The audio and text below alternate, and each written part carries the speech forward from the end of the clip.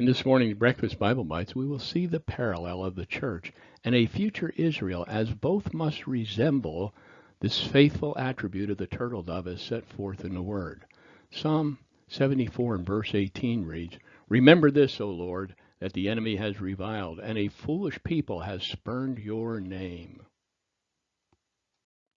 The prayer here is that God would remember that these words of criticism spoken by his enemies were against his own reputation. This is what they roared about in verse 4. It reads, "Your adversaries roared in the meeting place when you met with us.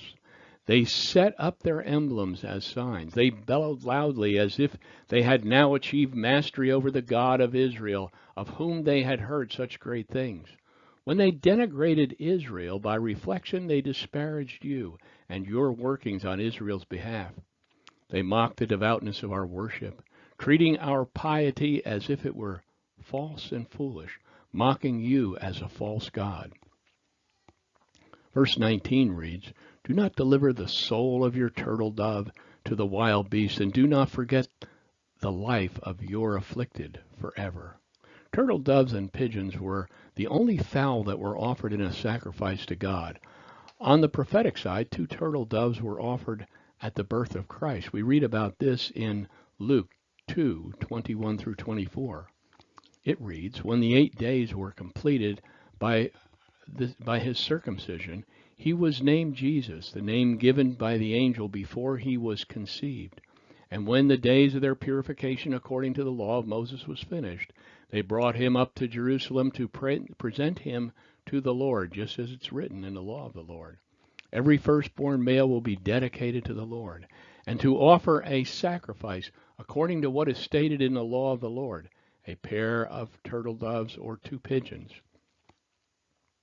The turtle dove speaks of faithfulness and love. If its mate should die, the remaining mate will never take another. This is the word picture of the church of Jesus Christ and his faithful followers.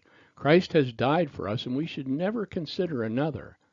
Both Israel and the church are like the dove family when they mimic the attributes of the bird's mate, as harmless and mild, steeped in innocence, purity, and faithfulness.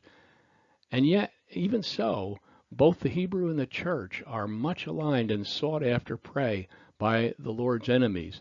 This is the imperative of the psalmist's prayer, not to abandon Israel or us, his church. Yet the psalmist confesses that her adversaries cannot touch her without God's permission. He pleads, "Do not give them consent to devour her. Please save the timid and the trembling flock from the wild beasts of prey." The name turtle dove is so named, derived from its purring song, a rather deep and vibrating turr. By the way, if you don't know, if you have never thought about this, there's an interesting parallel with the church. We also have, for our namesake, we're known for our namesake. We are Christ with the suffix of ians, Christians, ians, a specific group of letters that is added onto the end of a root word to change the singular into a group. We are a group that is living by the word, and our namesakes, Christ, we who are Christians, remain faithful to Christ, who is the head of the church, just as God has placed the husband as the head of the family.